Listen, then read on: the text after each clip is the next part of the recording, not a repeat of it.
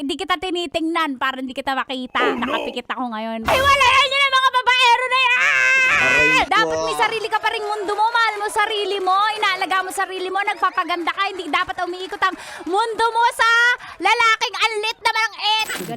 Galit ako. Sobrang galit ako. Ganito ako pag galit eh. Sumasarap ako layo. Aray ko. The fact na nilalagyan mo na ng tracker ang isang lalaki ay ibig sabihin wala kang tiwala. So, nandiyan ka pa sa relationship. Ang sinasabi ko sa mga babae, may kalayaan tayo lagi na mag-exit ng relationship. Bakit mo ba binabigyan ng chance ang isang cheater na nananakit pa? Aray ko. So, dapat hindi na natin binibigyan ng chance na sirain ang buhay natin. Ang daming istorya na ganyan eh, na bugbog na, na bumalik pa rin. emergency na, bumalik pa rin. Mahal talaga siya eh. Hindi talaga masasabi na, ay, matatauhan na yun ngayon, umpog na. Hindi. Mahal talaga, nabubulagan talaga tayo. Pero hindi ako magsasawang sabihin na, ay, wala yan yun ang mga babaero na yan! Natatakot ako kasi mahal eh. O ano, nahita mo sa pagmamahal, di ba? Yung value mo sa sarili mo, yung worth mo nawala. Gawa ng lalaki na yan na never magiging loyal. Pag umaabot na kayo sa gusto nyong sundan yung asawa nyo, hiwalayin nyo na. Hindi mo na Toxic mahal yung na yan. sarili mo pag ganyan. Na sa kanya na umiikot ang mundo. Dapat hindi ganun. Dapat may sarili ka pa rin mundo mo. Mga babae, makinig sa akin. Dapat may sarili ka pa rin mundo mo. Mahal mo sarili mo. Inaalaga mo sarili mo. Nagpapaganda ka. Hindi dapat umiikot ang mundo mo sa lalaking anlit na it. Ay! Et. Aray ko. Dapat hindi dapat may sarili ka mundo mo. Magpaganda ka. Siya nga ang saya. Tas ikaw, ang mga babaero, proud yan. Na nakahuli. nadadamay.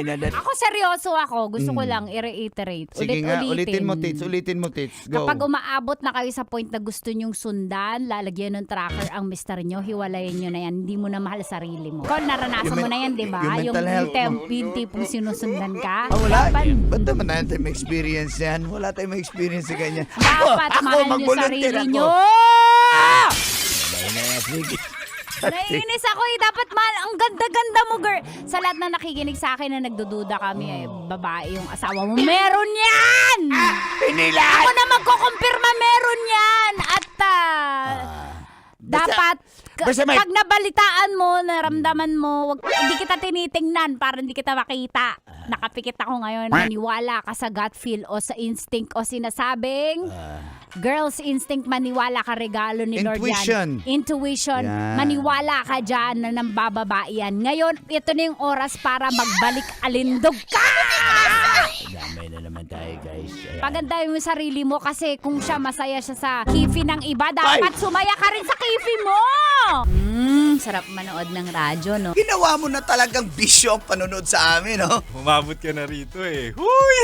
Kaya kung gusto mong tuloy-tuloy pa ang tawanan, Iyakan at kiligan, aba, i-like mo na ang video na ito. at mag-comment ka na rin sa Bisyo. Hit mo na rin ang notification bell. Para updated ka sa mga kaganapan namin dito sa Love Radio. Kailangan pa bang i-memorize yan? Basic.